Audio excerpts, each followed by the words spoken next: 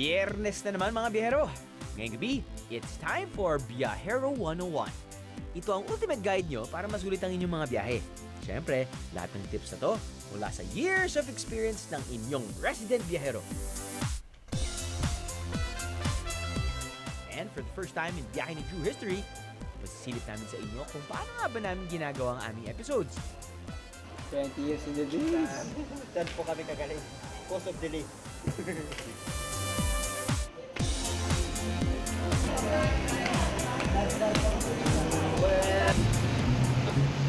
Plus exclusive behind-the-scene clips that didn't make the cut in our previous episodes. Ay, Katoy! Ano? Sama ka sa biyahe ko? So, kapag sinabi mong biyahe ni Drew Crew, lahat yan maaga magising. Okay? Call time, sobrang aga. Kahit sabihin natin ang flight namin mga 10 in the morning. Call time siguro ng crew, 4 in the morning. Ganun talaga yan. Anyway, sobra kasi daming advantages kapag maaga ka nagigising. Well, una muna, kapag maaga magising at maaga din yung flight mo, walang traffic. Walang traffic sa EDSA. Diba? Kapag walang traffic sa EDSA, edi walang stress. Kung walang stress, edi mas masaya ang biyahe. Diba? Ayos.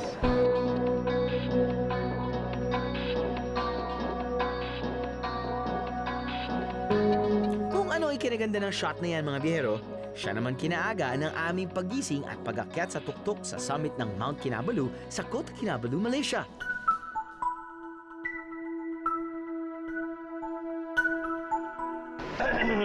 Morning. It's 1:30 in the morning. Nag-ayos na kami ng gamit dahil alis na kami. Scheduled to leave for the summit around 2:30 in the morning.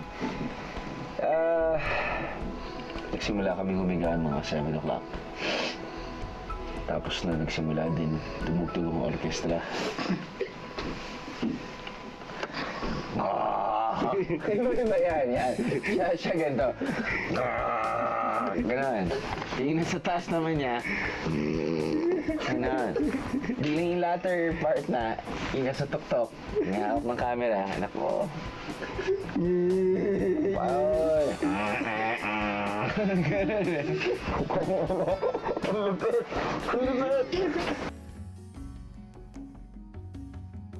Alas 2 ng madaling araw naming sinimulan ng pag-akyat sa summit. You ready? You ready? Ready? Madilim at napakalamig ng araw na yon. Pero syempre, fight pa rin. Hindi nakakapagod dito ah. Oh, Lord!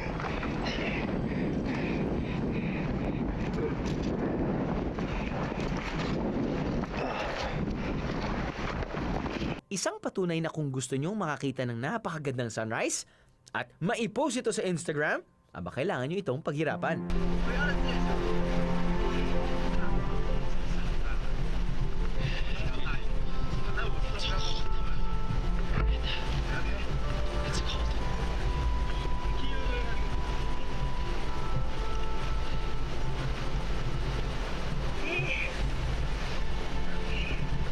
Pagdating ng sunrise,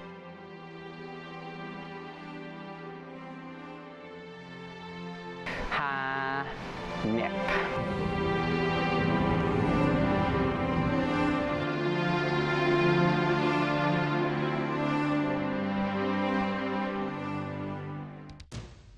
Maagang antayan blues din ang naganap sa aming episode sa Dalagete na tinaguri ang Vegetable Basket ng Cebu. Ayan na!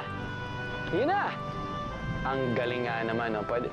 Kalain mo, pag-akit natin dito, wala tayong makita-kita dahil makapal ang fog. Now, just after a few minutes, lo and behold! Now, but lo and behold, the beautiful view of the beach! Parang nabivisualize ko, Dragon Ball Z. Di ba? Frieza versus Goku! Frieza! Look at this. Beautiful! Puyat man sa maagang biyahe, sulit naman yan. Para makita ang pagdungaw ni Haring Araw sa sikat na Osmeña Peak. Kung tinanghali kami ng gising sa mga biyahe na yan, di namin mapapakita sa inyo ang ganyang kagandang view, di ba? So, biyahero tip. Start your day early. Ika nga nila, the early bird catches the worm. Or in our case, the early bird catches the gorgeous sunrise. Usually, every episode, meron kaming, around two HD cameras and at least one GoPro. At yung GoPro kasi, importante yan kapag nagbibisikleta kami na nilalagay namin sa handlebar. 360 sa escalator, sa airport.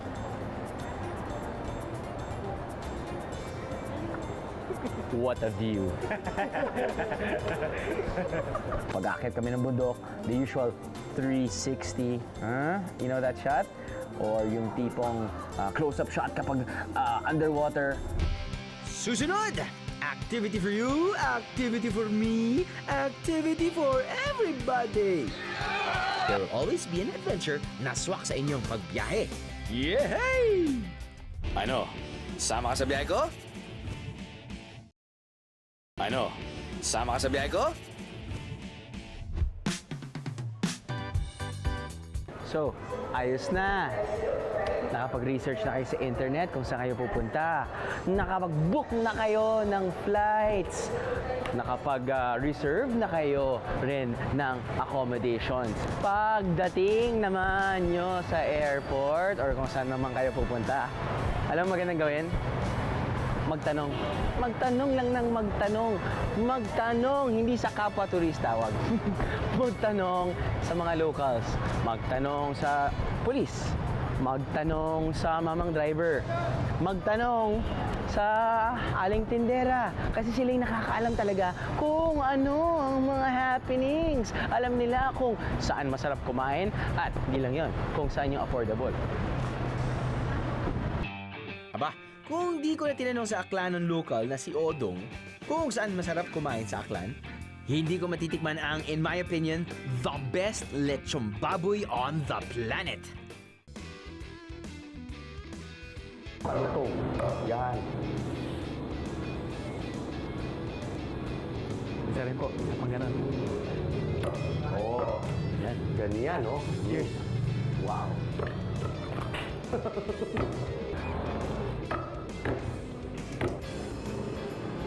Harap. Ito na lang. Ayos. Ayos, ha?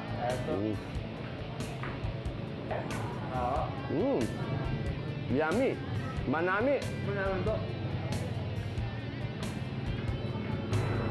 Asyang World of Art.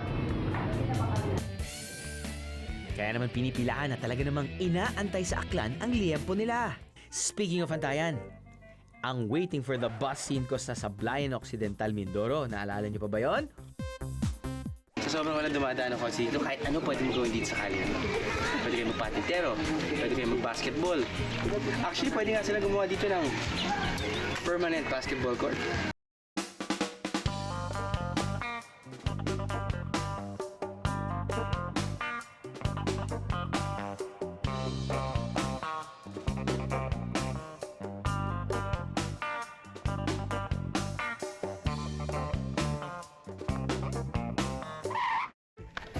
Tama na.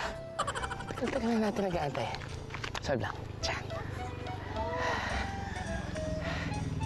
So kahit na medyo mahihain kayo, the best pa rin talaga, magtanong. Lalo yung mga lalaki, di ba? Kapag nawawala na, hindi, alam ko to. Hindi, magtanong. Magtanong lang na magtanong kasi walang mawawala sa'yo kapag ikay magtatanong. Libre ang tanong. Excuse me.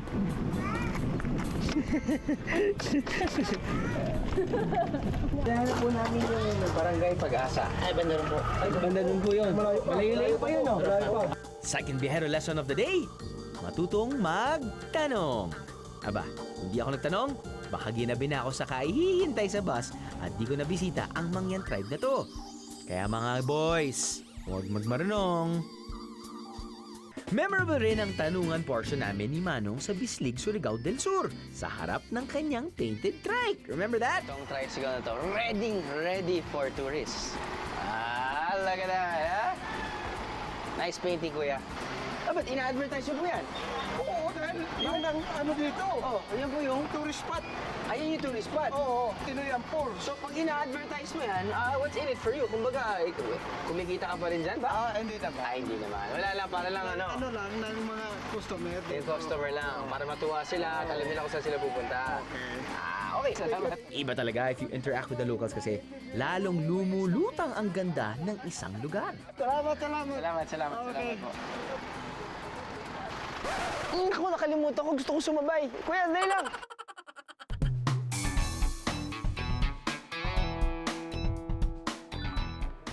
Grabe naman yung itinerary natin. Wala na kaming pahinga. Irene, di ba kami papakainit? Ay, sensya na. Ang ganda ng itinerary ni Irene. Galing. Talagang may pahinga kami. At meron kaming, meron kaming 4 hours sleep sa itinerary. Galing. Hindi, ang importante naman talaga. Nagloloko lang ako. No? Meron kaming 4.5 hours sleep. Pero kapag lalalaga kayo or kapag magta-travel kayo, importante na meron kayong IT. Sometimes, mas okay kahit walang IT. Dahil di ba parang live for the moment, you know, like jump first and then ask questions later. But most of the time, it's more, I guess, time efficient. Di ba? Lalo na kapag marami rin kayong kasama, mas maganda kapag meron kayong sinusundan na itinerary. Katulad niya. 5 a.m. Wake up call. Sino makakalimot sa epic canyoneering adventure namin sa Badyan, Cebu?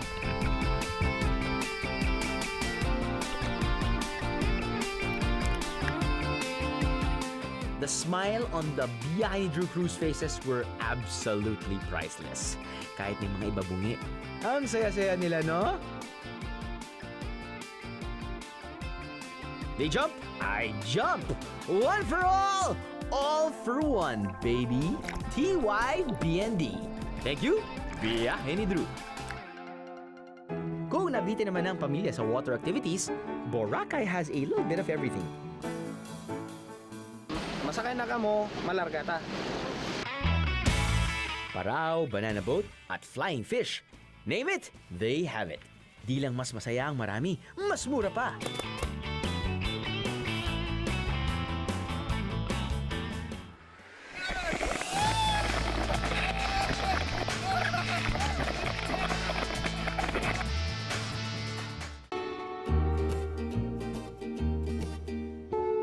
Kung akala nyo mahal ang premier destination na Coron, Palawan, nagkakamali kayo dahil nadiscover namin na may mga affordable family o group tours dito. As low as 5,000 per group of 6 to 8. Sulit na sulit yan dahil kasama na ang hotel, transfers, at syempre, island hopping.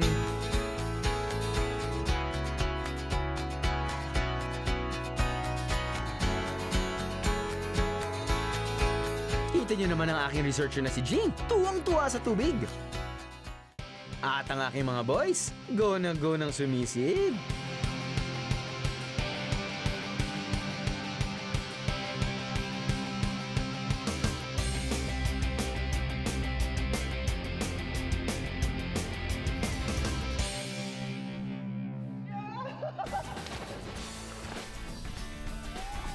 At ang highlight ng aming whole day island hopping tour for 5,000 pesos, lunch on a boat.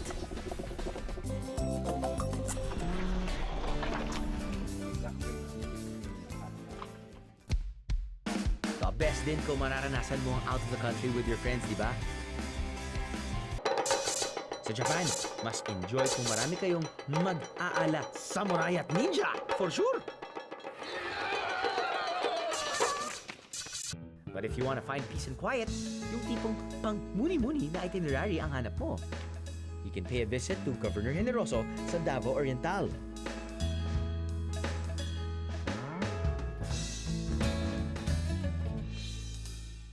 Just chill while eating clams sa Gigantes Island ng Iloilo Province. Fresh na fresh yung scallops. Mag-boating sa Lake Cebu, South Cotabato, gamit ang tradisyonal na bangka na owong ng mga Tiboli. O mag-zipline sa 7 waterfalls ng South Cotabato.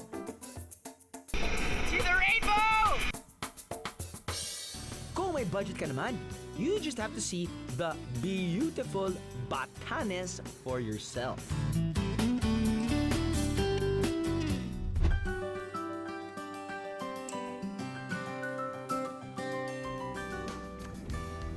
For me, this is what defines Batanes. Itong view na to, this is just so beautiful. Kahit saan gumalaw, kahit ibato natin yung camera, kahit anong angulo, napakaganda. Now, if you see that island over there, okay, yun yung tinatawag na Yami Island. Yun na yung pinaka, I guess, most northern island ng Pilipinas. In fact, from Yami Island, go north pa 100 miles, you'll reach Taiwan. Kaya nga sabi nga nila, yung lengguwahe ng mga Ivatan, pati yung lengguwahe ng pinakaunang bayan o unang region ng Taiwan from here, medyo very similar. But anyway, going back to Batanes, ito yun eh. Ito talaga yung pinupuntahan ng mga tao para sa akin. Yung tinatawag nilang Little New Zealand. So, iisipin mo, wow! Nasa Pilipinas ba tayo? So, every time pagpupunta ako dito sa Marlborough Country, ito yung tawag nila dito, parang, man! Swerte nating Pilipino, meron tayong ganito sa Pilipinas. Pero dahil nga nasa biyahe kami kada linggo, hindi maiwasan na dito na rin kami magdiwang ng mga okasyon. Katulad ng mga birthday. Dahil birthday ko! O ano? Dahil birthday ko, pwede natin i-revise. Wala tayong susundan na itinerary. At gagawin natin ngayon, mag-brainstorming. Kalain niyong sa Baler Aurora pa ako ginulat with a surprise birthday cake na hindi naman talaga ako na-surprise. Pero I still appreciate. Oh, that still brings tears to my eyes, guys. Can't eat the top of the cake now.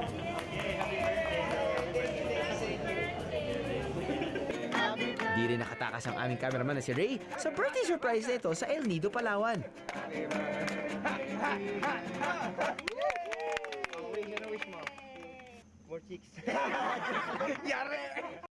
Kapag bumabiyahe, mas nagiging espesyal ang mga moment na to. Pahingi nga ng tissue. Kakahilo talaga yung mga shots na ganyan ko minsan, no? But thank God for technology. Dahil sa technology, nakakakuha kami ng cutting edge. Yung latest products para lang talagang hindi mabasa yung aming mga kagamitan. Katulad ng plastic. Di ba? Plastic na may, kumbaga, resealable plastic. Yan. So, lagay namin yung wallet. Lagay ko ang cellphone.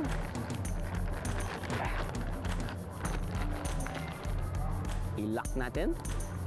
Zip. Yan. Pasok.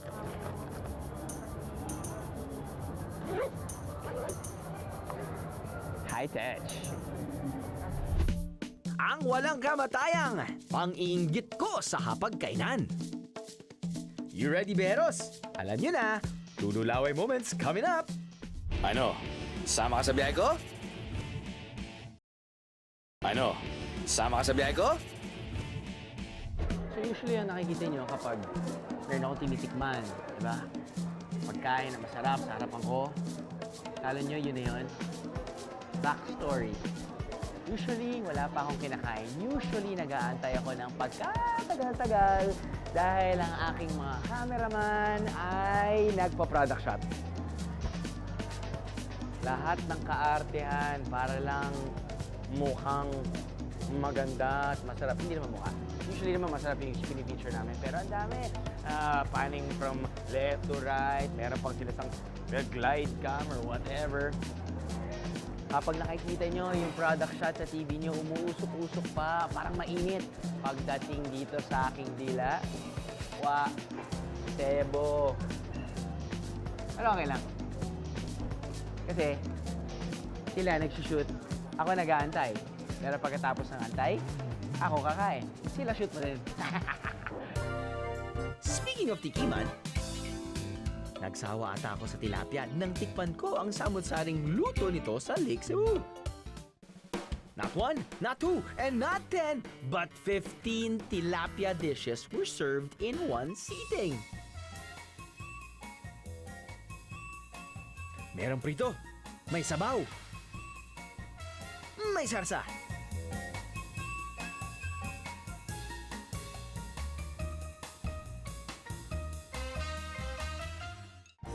Siyempre, it was my pleasure na tikman silang lahat. Ginintang tilapia. Sweet and spicy tilapia. Kaya pala color yellow siya. Rebusado tilapia! Yay!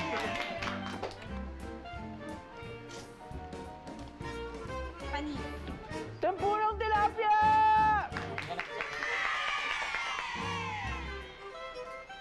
Oh, yeah, okay. When it comes to taste, nothing beats fried. Lalagyan mo lang ng sweet and spicy sauce, panalo.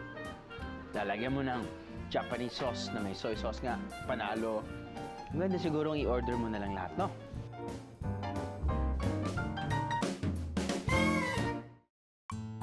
From tilapia to abnoy. Kakaibang bibingka naman ang natikman ko sa Santa Cruz, Laguna. Nay, bibingkang abnoy. Meron po bang long version ng abnoy? Parang ang baho ng amoy? Abnoy? Ano po ba? Bibingkang abnoy. Bibingkang itlog. Itlog. Tapos, ang iba ho, tawag ho niya, bibingkang abnoy. Abnoy. Ano po bang sabihin ng abnoy? Kasi po, yung penoy na hindi agad na luluto, nagiging abnoy. Ayun. Penoy ho. Bugok na itlog ng itik ang abnoy. Imbis na itapon at para di masayang, ginawa itong bibingka ng mga locals. Ito po, abnoy. Ayan, ganyan po ang abnoy. May amoy na ho ng konti. Wala pa naman akong amoy. Pero sa tingin pa lang, lasap na ko na. Sa ilalim, para hindi ho masunog masyado ang ilalim. Apo. Bogis muli na bibingkang gawa sa bugok na itlog ng itik. Kakaiba ang kanyang panlasa. At kasing amoy siya ng... Kaya parang siyang utot ng haba naman ko. Oh no! Fine ako. Pag uminom ako ng gatas.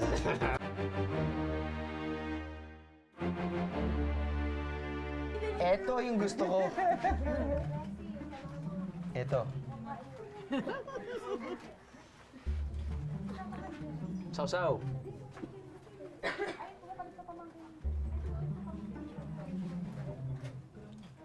Are you sure? Sige, tikman nyo. Masarap po yan.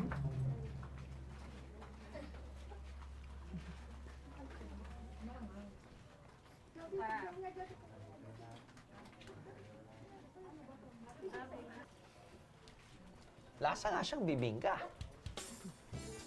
Kasi usually hindi po ako kumakain ng bibingka na may itlog na maalat dahil yung itlog na maalat hindi ko lang masyadong kinakain. Pero ito parang bibingka na may itlog na maalat. And yung lasa niya is not as bad as it smells. So, kapag kumakain ka ng bibingka abnoy, huwag na lang kayong pumunta sa kitchen at manood kung paano ginagawa.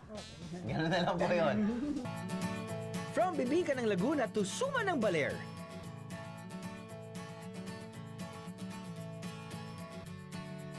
Tinikman ko yan. At ninuruan pa akong mag-rap ng Sumang Baler ni Manang. Di rap na pagbalot ha, as in hip-hop rap. Magandang gabi po, Nay. Ako po si Drew.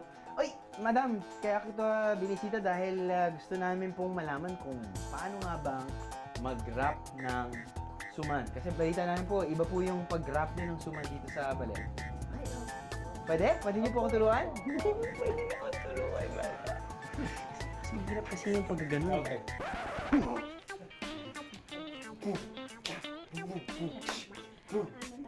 Sino pa man, siguradong sasarapan pag natikman ninyo ang maitim kong suman. What? Break it down, yo, Nay! Nice one! Pero hindi po talaga yung ibig kong sabihin. Gusto ko talaga pong matuto ng pagtali ng suman. Opo. Pwede na nating umpisahan yung pagtali. Kasi pag sabihin ko pag-rap, baka mag-rap na naman kayo. Pero mamaya na po yan. Bagong sasarapan. Ano po yan? Sasarapan. Ang maitim. Ang maitim, hmm?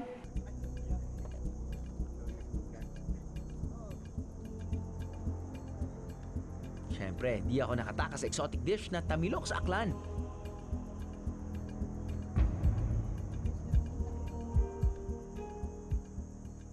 We meet again. Yes, livery, flighty, Flemish type of gooey goo. Ang gummy, yummy woodworm na to. Konting sausaw lang sa suka. Ayos na, lasang suka na, hindi na lasang lupa. Oh, tingnan nyo naman yung crew ko. Sarap na sarap.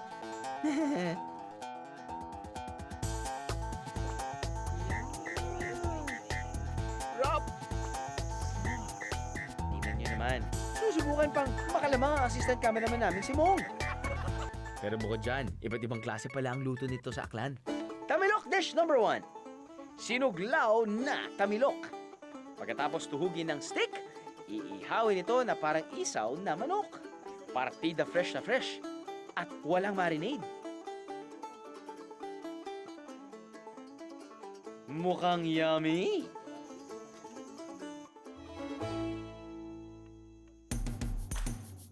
Tamilok dish number 2.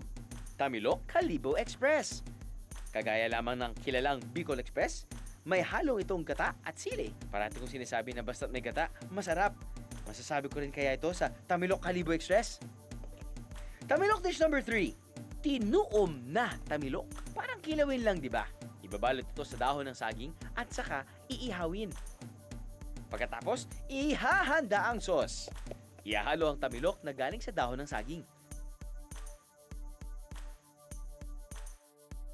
Napakaganda ng presentation, di ba?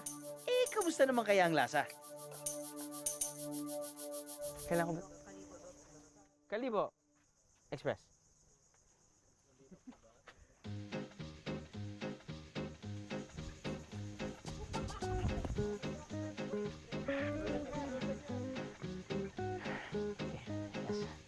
Ang gagawa. Hindi ko mabuhat, so I guess, wala na. Guys, sorry. Hindi. Okay lang. Let's move on. Okay. Game. Para lahat lasa niya. Up. Here you go. Ready? Pero feeling ko meron siyang charcoal flavor. Charcoal aftertaste.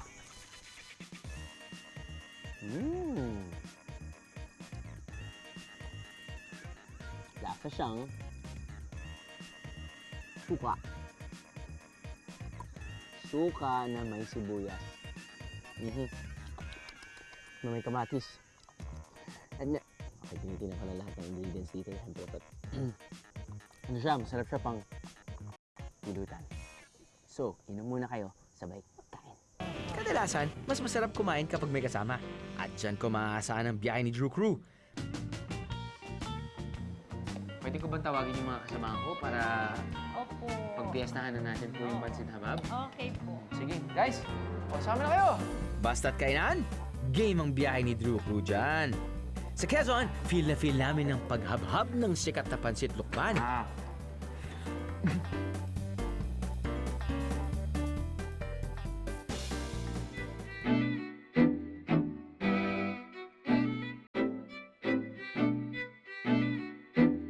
Habang sa aming shoot sa Southern Leyte, aba, pinaubaya ko sa aking team ang tikiman portion.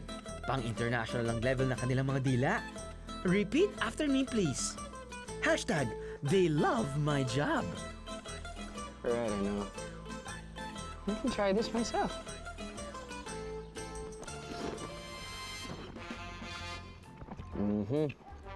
Pwede. Hindi lang ako ang kakain nito. I'm talking about my crew. Siyempre, lahat sila dapat may pagkakataong makatikim. Feeling ko gusto to ni Ray. Sigurado ka ba gusto mo? Di ba hipon yan, sir? hindi hipon. Sarap? Pwede. Tastes good, ha? Tastes good. Ang parating pag nasa camera may acting ka agad, no? Hindi lang pwedeng natural. Jeff!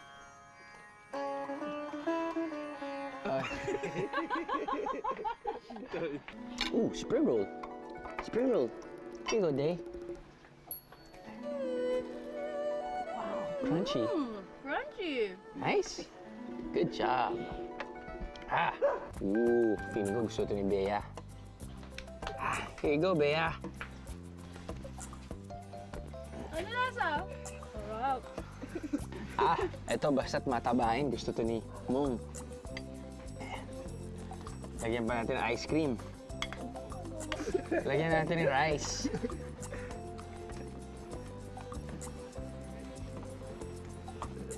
Ano lasa? Ano lasa? Lamig ba? Payo ko sa mga biyaherong di gaanong adventure sa pagkain. Wala namang mawawala sa inyo kung susubukan nyo ang native dishes ng probinsya ng inyong pinapasyalan. Tinan nyo ko, I've conquered Tamilok at Abnoy. Never gonna eat them again. But at least I've tried, diba? Sigurado akong may mga iba pang kakaibang pagkain na kung susubukan. Kung kaya ko! Aba, syempre, kaya nyo rin. Pero usually wala talaga kaming script. Wala talaga kaming script. Okay? I guess yung show's execution is I will experience and I will make you kwento. Diba? Parang kapag kumakain kami ng samot-saring mga pagkain, titikman ko. You love my job. Tapos sasabihin ko sa inyo kung ano ang lasa, kung gaano kasarap, kung hindi naman masyadong masarap. Alam niyo naman yan. Sabihin ko, it's not my most favorite dish. Yun yun. Kung lasa ang pag-uusapan, aba, sa palengke mo matatagpuan ang freshest and cheapest ingredients ng isang lugar. Kahit nasa South Korea ka pa.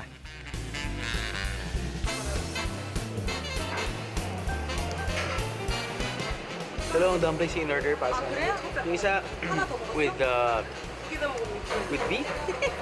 I think it's pork or maybe mixed. 2개 더 먹으라 그럴까? Lasang gyoza. Ito kimchi naman. Never pa ako nakakain ng kimchi dumpling actually. Yan. Legit. Ito natin. I give to Jeff and ano? Mali, ang hang. Ang hanging kimchi nila dito. Pero sa Dalaguete, Cebu, aba wala pang araw, dagsaan ang mga tao sa palengke.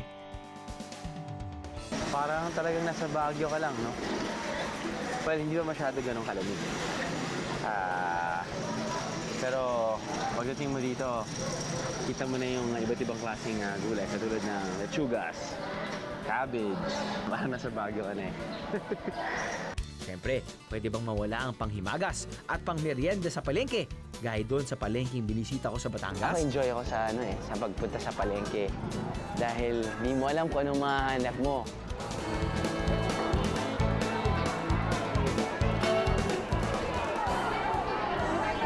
Yun! Nilupak na regular. Kita mo, yung nilupak nila may... May mani, may butter. Yun, mani. Tapos kitang-kita mo yung butter. Tikman natin. O, matikman natin. Lupak, balinghoy. Malaki. So may May kinain na niyog na mura. kinain ng nyog, may kasaba. Kasaba. Kasaba talaga yung base niya, no? Kasaba. Nyog, asukal, mantikilya. Ang tamales, hindi ko first time narinig. Nakalimutan ko na lang kung ano ang itsura ng tamales. Ayan! Yun yung tamales. Ang tamales, may manok. May itlog na maalat. Hindi ko kanin ng tamales eh. May Maalat! damukat yan eh. Hindi ko siya bet. Nangyokap sa'yo yan. Wala ako kung ano to, Nay. Kwek-kwek. Butchi-butchi po. Mukhang kwek-kwek eh, no? Buchi-buchi ay gawa sa kamote. Dini-deep fry. Bakit may kulay na ganyan, orange? Yan po yung nilalagyan ng food color sa harina. Ah, Po magkikulay orange.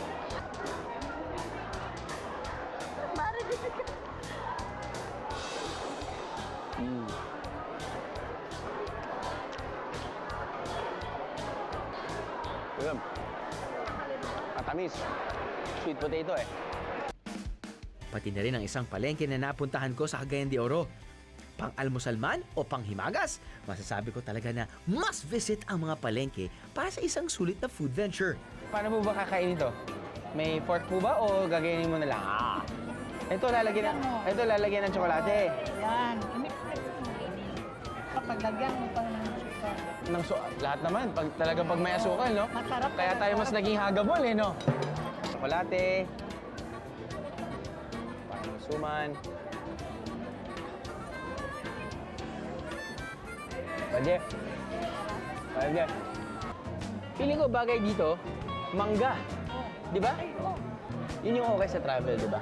Hindi ka kailangan sumunod sa mga ginagawa ng mga locals. Pwede mong sundan, pero pwede ka ring maging creative at pwede kang tumingin kung ano bang pwede kong mahalo dito. Suman, mangga, tsokolate.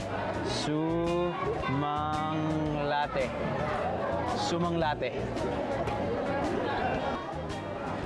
Yan.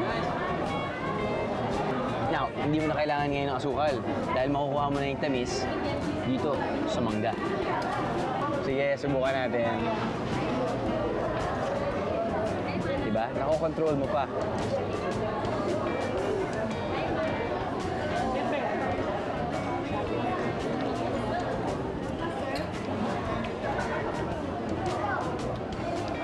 Pwede.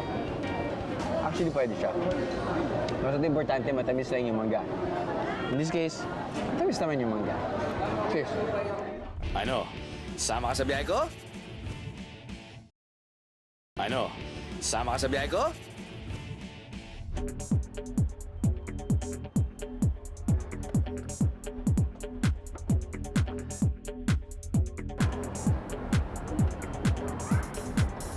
Hindi pa kayo nahihilo sa mga ganong shots?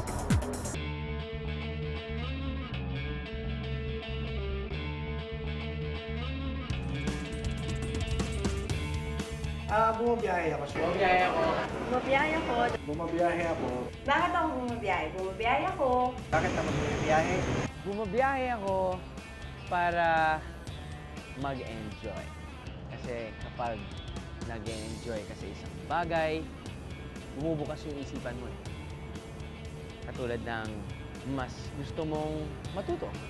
Kaya ako bumabiyahe para ma-experience ko ang ganda ng iba't ibang lugar.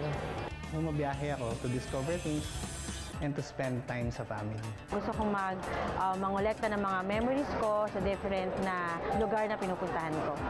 Bumabiyahe ako to get my creative juices flowing. Kasi gusto kong makatikim na iba-ibang putahe sa iba-ibang lugar.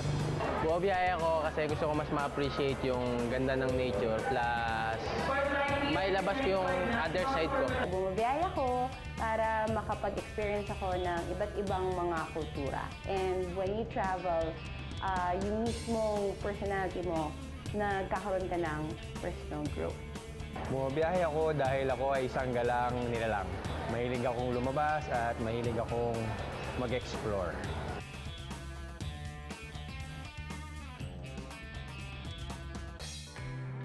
Sa pag-i-enjoy ko sa pagbiyahe at nakikita nyo sa TV, pinapakita ko sa inyo ang tunay na ganda. Hindi lang yung tourist destinations. Pinapakita ko sa inyo kung ano ang happenings doon sa mga tao na yon. At para sa akin, ang numero unong rason kung bakit ako bumabiyahe para makabili ng pasalubong at yung pasalubong na yon will become Pogi Points para maibigay ko sa aking asawa. Kapag meron akong Pogi Points, marami akong kissing points.